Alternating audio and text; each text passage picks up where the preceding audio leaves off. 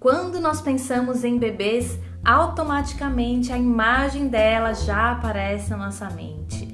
É um item indispensável nas listas de enxovais e nas listas de presentes de chás de bebês.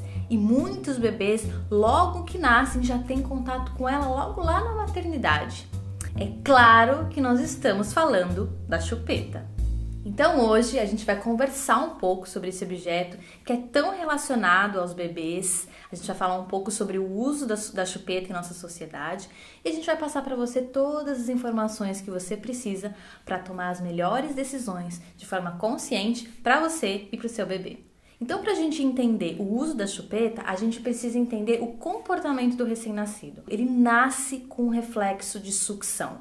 Esse reflexo é uma coisa completamente instintiva. Ele faz sem pensar, sem ter consciência do que ele está fazendo. É um reflexo que se desenvolve lá pela 24ª semana de gestação. Então é normal que o bebê ele já tenha esse reflexo dentro do útero. Muitas vezes a gente consegue ver até em ultrassom o bebezinho lá chupando o dedo dentro do útero, porque ele já tem esse reflexo e ele utiliza o dedo para poder suprir esse reflexo de sucção. E é através desse reflexo que o bebê vai aprender duas coisas. A primeira coisa é a se alimentar. Então o bebê ele tem um reflexo de sucção. A primeira coisa que ele faz logo que ele nasce é sugar o seio materno. A partir do momento que ele suga o seio, o leite sai, preenche o estômago. O bebê tem essa sensação de saciedade, essa sensação do prazer da saciedade. E ele aprende então que se ele sugar, ele recebe o leite e ele será alimentado. E a segunda coisa que o bebê aprende é que sugar traz essa sensação de prazer. Até aproximadamente os 2 anos de idade, a criança está vivendo o que a gente chama de fase oral.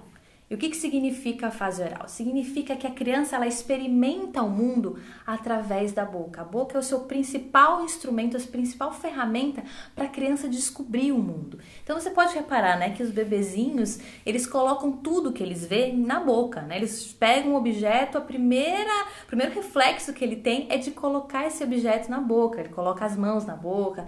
Enfim, o bebê ele utiliza a boca para experimentar o mundo. E por conta da fase oral, o ato de sugar é para esse bebê a principal forma que ele encontra relaxamento, que ele encontra prazer, que ele encontra conforto.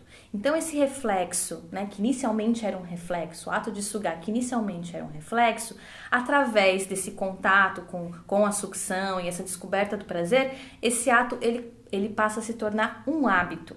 Se a criança ela passa pela fase oral de uma forma saudável, tendo todas as suas necessidades atendidas, esse hábito ele acaba sendo substituído por outros hábitos e a criança ela encontra outras formas de ter prazer. Agora, se essa fase ela não for concluída de maneira satisfatória, não for concluída com êxito, essa pulsão por esse prazer oral pode continuar permeando a vida daquela pessoa pelo resto da vida. Então, hábitos como mascar chiclete, roer as unhas, fumar, são todos indícios de hábitos que a gente desenvolve porque a nossa fase oral talvez não tenha sido tão bem concluída. Então pode ter uma relação com esse resquício da fase oral. E você percebe, né, que a gente faz uso desses recursos, né, a gente rói as unhas ou masca chiclete, ou fuma em momentos onde a gente está estressado, onde a gente está ansioso, a gente utiliza esses recursos como forma da gente encontrar um pouco mais de relaxamento, um pouco mais de conforto. E a natureza, em toda a sua perfeição, criou a ferramenta mais adequada para o bebê nessa fase, que é justamente o seio materno. Então é através do seio materno que o bebê ele se alimenta fisicamente, né? Ele descobre como se alimentar, ele descobre que a sucção é utilizada para ele se alimentar e ele também encontra nessa ferramenta que é o seio materno a principal fonte de relaxamento que traz calma para ele, que é essa sucção não nutritiva, que é quando o bebê ele faz a sucção sem necessariamente estar se alimentando fisicamente. E aí tem um bônus, né, que não é só o ato de sugar o mamilo, mas ele, nesse momento onde ele está sugando o seio da mãe, tem o contato, tem o colo, tem o cheiro, tem o carinho, tem todo um contexto que é maior do que apenas o ato de sugar.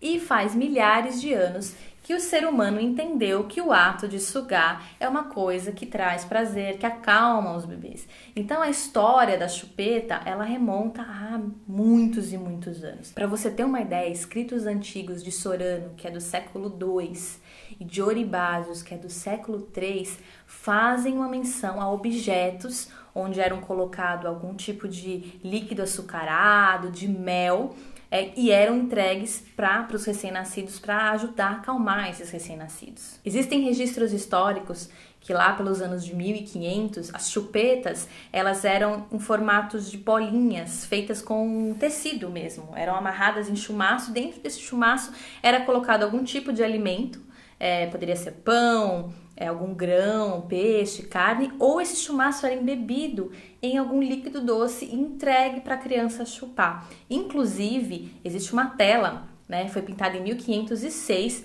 pelo Albrecht Dürer, que representa a chupeta na tela, né? Essa tela chama Madonna with a Skin. E aí mostra bem claro ali esse pedacinho de pano amarrado nessa forma de chumaço que os bebês utilizavam para chupar e se acalmar, inclusive se nutrir. Existem referências, inclusive, que esses chumacinhos de pano eram mergulhados ou em algum tipo de bebida alcoólica, brandy, ou inclusive em opiáceos, e entregue para as crianças para elas dormirem melhor. Então perceba também que essa história de que é apenas a nossa geração que não dorme direito ou que acorda várias vezes não é uma verdade. Essa história de que bebês não dormem se remonta a muito, muito tempo, mas esse assunto para a gente falar em outro momento. E com o passar do tempo e com o desenvolvimento de novas tecnologias, né, tecnologias como látex, como o silicone, as chupetas foram se aperfeiçoando e foram ficando cada vez mais parecidas com as que a gente vê hoje no mercado, né? E a indústria também foi se adaptando, foi se aperfeiçoando e começou a criar modelos que se aproximassem cada vez mais do mamilo humano, né? Do mamilo materno, porque se sabe que de fato o recurso que foi perfeitamente desenhado para a sucção do bebê é o mamilo humano. Então a chupeta, ela tenta imitar esse mamilo humano. Então, o que antigamente era um recurso que era usado esporadicamente para acalmar a criança, né, seja no momento de dor ou numa doença, passou a ser utilizado como um substituto da sucção que o bebê precisa fazer no seio materno. E o uso mais massivo da chupeta veio aí com tudo quando houve a entrada da mulher no mercado de trabalho, e aí de fato a chupeta passou a ser um substituto do seio materno. E aí a indústria viu nisso uma oportunidade de lucrar e começou a desenvolver cada vez mais modelos diferentes, então modelos anatômicos, modelos diferentes para cada idade, modelos com cores diferentes, personagens diferentes, enfim, tudo que hoje que a gente vê aí na prateleira da farmácia. E hoje, o hábito de você oferecer chupeta para um bebê é uma coisa tão comum, tão forte na nossa cultura, que muitas vezes a gente nem pergunta por que a gente está fazendo, se tem necessidade da gente fazer isso, por que a gente está oferecendo aquela chupeta, né? Normalmente a gente vê que isso acaba sendo passado de geração para geração, é uma coisa que todo mundo faz, é uma imagem que está no nosso, né? Uma cena que está no nosso imaginário quando a gente pensa em bebê. Então a gente pensa em bebê, é bem normal a gente relacionar uma imagem da chupeta ao bebê. Inclusive, houve um estudo que foi realizado para entender quais são as motivações dos pais em oferecerem chupeta para os bebês. E as principais ideias, né, as 3 principais ideias, as ideias centrais do resultado desse estudo, foi que chupeta é uma coisa que está relacionada ao bebê. A segunda ideia central é que a chupeta ela é um recurso calmante e que ajuda a mãe. E a terceira é que a chupeta é uma coisa passada de geração para geração. Então, beleza, a gente entendeu a origem da chupeta, entendemos para que ela serve, né? A chupeta é um objeto que busca imitar o seio materno e que é entregue ao bebê para que ele possa sugar e então se acalmar. Inclusive, em inglês, o nome da chupeta ele é bem mais apropriado para o que ela é, né? Em inglês é pacifier, que significa pacificador ou calmante.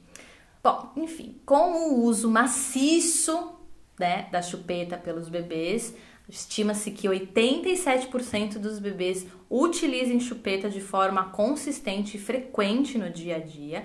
Por conta desse uso massivo, também começaram a se fazer estudos e pesquisas para entender quais são os impactos que esses bebês sofrem, né, por chupar a chupeta, por fazer, né, chupar a chupeta por tanto tempo, com tanta frequência no dia a dia, especialmente aí nos primeiros anos de vida. Então vamos falar das consequências que o uso da chupeta traz para essa criança. E a primeira consequência, que é uma consequência bem negativa, é a possibilidade do desmame precoce devido à confusão de bicos. Quando a criança ela faz a sucção do seio materno, ela utiliza um grupo de músculos para fazer essa sucção. E é um grupo de músculos que é bastante exigido. Ao fazer a sucção da chupeta, outro grupo de músculos é exigido para fazer essa sucção.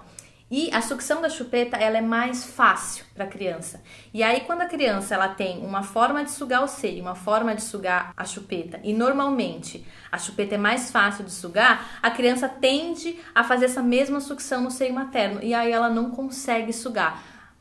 Quem já viu criança com confusão de bico sabe o quanto é difícil, dói ver, porque a criança fica desesperada, ela faz a sucção e não consegue pegar, não consegue se alimentar, o leite não sai, né? Quando a criança ela chupa a chupeta, ela perde a tonicidade dos músculos faciais, principalmente dos lábios e da língua, então ela não consegue manter a pega correta no seio materno.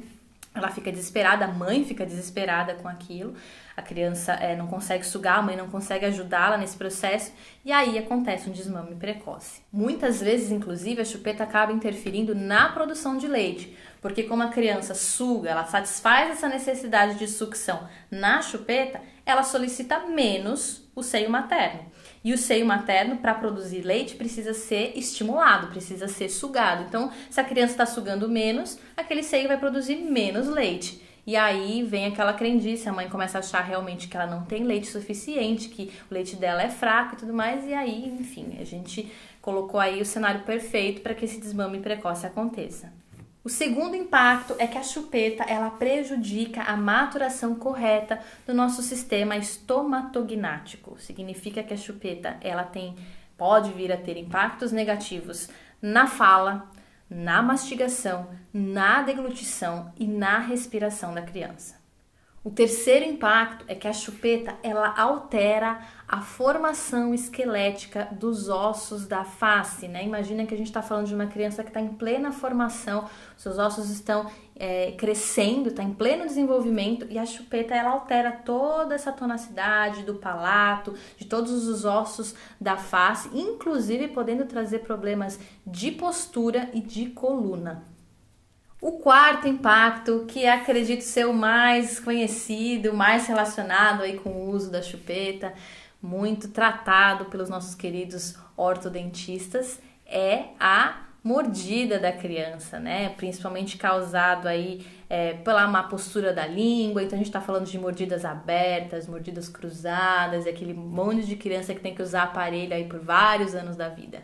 O quinto impacto que a chupeta traz é a criação de um hábito que é muito difícil de remover naquela criança e que, se for feito de uma forma abrupta, mal feita, pode trazer sequelas para aquela criança para o resto da vida dela. Então, primeiro a gente força um hábito, né? Muitas vezes a criança não pega a chupeta de primeira, então a gente fica insistindo naquele hábito, né? Coloca a chupeta na boca, fica segurando a chupeta na boca da criança até que a criança pega a chupeta. E depois que a gente forçou esse hábito, a gente tem que tirar esse hábito, né? Porque começa a passar de uma certa idade, aquela criança começa a ficar feia de chupeta. Então, passou ali dos 2 anos, já começa os pais a negociarem com a criança a remoção desse hábito. O ponto é que, como a chupeta acabou sendo para aquela criança o principal recurso de relaxamento, o principal curso de calma, a criança ela verdadeiramente se afeiçoa a chupeta. A chupeta passa a ser um objeto importante. É naquele objeto que a criança ela consegue se acalmar, é naquele objeto que ela consegue relaxar, encontrar prazer. Então, esse hábito, a gente tirar esse hábito da criança, ele é bastante difícil. Aí começa aquelas histórias, né? Vamos entregar a chupeta pro Papai Noel, vamos trocar a chupeta por alguns presentes. E às vezes, né, os pais já tentaram tantas coisas que às vezes acabam até tirando a chupeta de forma abrupta, vai lá, pega todas as chupetas, joga no lixo e fala, daqui pra frente não tem mais. E a criança sofre bastante com essa separação desse objeto. Então veja só, nós mesmos criamos esse hábito na criança e aí nós sofremos para tirar esse hábito, nós, pais e a criança muito mais.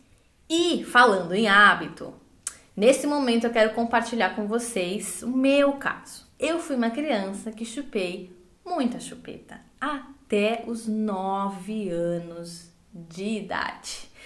Muito tempo de chupeta. E, obviamente, uma criança com 9 anos de idade, ela não é raro você ver uma criança de 9 anos de idade chupando chupeta. Então eu morria de vergonha, eu escondia das pessoas, eu recebia amigos em casa, eu escondia a chupeta, eu não queria contar pra ninguém. Eu até me lembro de uma cena que eu tava deitada na minha cama, assistindo alguma coisa, alguma televisão, chupando chupeta, sei lá, eu com meus 8, 9 anos de idade, e meu pai apareceu na porta com uma câmera fotográfica de filme na época e tirou uma foto, e eu fiquei muito brava com ele, porque ele havia registrado eu, daquela idade, chupando chupeta. Então era uma coisa que eu morria de vergonha, mas eu não conseguia largar de jeito nenhum. Obviamente eu não fui amamentada durante muito tempo, mais ou menos ali até os meus 3 meses de vida, e eu tive contato com a chupeta desde lá do comecinho da minha vida, lá dos primeiros dias. E foi um processo muito difícil para minha mãe. Minha mãe tentou muitas coisas. Ela trocou, fez eu entregar a chupeta pro Papai Noel durante alguns anos. Depois a minha mãe trocou por presentes a chupeta. E aí sempre que trocava eu aceitava, mas aí, né, chegava algum momento, eu sentia a falta da chupeta, eu ficava desesperada. Minha mãe ia lá, comprava outra chupeta e aí a gente voltava pra estaca zero. E eu lembro, inclusive, de um momento onde a minha mãe ficou tão louca da vida que ela pegou as chupetas e jogou pela janela do prédio. Eu morava no 13º andar e eu chorei copiosamente, né? Como se tivessem arrancado uma parte de mim, e de fato arrancaram. E aí eu não me recordo se foi naquele momento que eu parei ou não, ou se vieram outras chupetas, mas aquele evento marcou bastante a minha vida. E claro, chupar chupeta por tanto tempo, obviamente, trouxe consequências para minha vida, né? A primeira consequência foi uma mordida aberta terrível, né? Então eu tinha a mordida ali bem alterada, prejudicada pelo uso da chupeta. Usei aparelho durante mais de 10 anos da minha vida e não resolveu o problema. Até hoje eu tenho um problema na minha mordida que por conta do uso da chupeta, a minha língua, ela tem uma postura inadequada dentro da boca. Então, embora eu tenha usado aparelho e tenha resolvido no passado, a má postura da minha língua fez com que os dentes voltassem para uma mordida aberta. E eu vou ter que usar aparelho novamente, logo em breve. Estou para colocar aqui. Então, a alteração na mordida, ela foi com certeza uma das coisas mais evidentes. Inclusive, alterações, né, problemas de coluna e de postura por conta do uso da chupeta. A minha fase oral, ela não foi muito bem concluída, obviamente, né, teve toda essa questão, e eu levei o hábito de roer unhas, né, de ter esse recurso de colocar as mãos na boca para me acalmar durante bastante tempo da minha vida. Então a gente fala aí de uma fase oral que não foi bem concluída. E eu sei que meu caso é um caso atípico, a gente tá falando aí de até chupar chupeta até os 9 anos, não é a maioria das crianças que chupa chupeta até os 9 anos. Mas como a gente tá falando de hábito, é uma coisa que a gente não tem controle nenhum. No momento que a gente oferece a chupeta pra criança, a gente não sabe como é que a criança vai se relacionar com aquele objeto, como que aquele hábito vai se formar. E se é um hábito que vai ser tranquilo ou não de ser removido, se vai ser fácil, se vai ser traumático, se vai ser rápido, se vai ser demorado. Então aqui só um exemplo para ilustrar, quando a gente fala da criação desse hábito, quão difícil pode ser essa remoção. E por fim, nós temos a questão do impacto psicológico e na qualidade do vínculo entre aquela mãe e aquele bebê. Quando a gente pensa em chupeta, nós não estamos suprindo uma necessidade do bebê. O bebê não precisa de chupeta. Ele nasceu sem isso, é uma coisa que nós, humanos, inventamos, não é necessário para o bebê. A chupeta, ela é uma necessidade da mãe. E aí você pode olhar e se perguntar, né, no momento que você fizer uma reflexão, ofertar ou não ofertar a chupeta para o meu bebê? Primeiro ponto eu estou ofertando porque eu tô ofertando, é uma coisa que eu nem me questionei muito, eu simplesmente vejo bebês chupando chupeta, é negócio passado de geração para geração, então eu vou lá, eu entrego.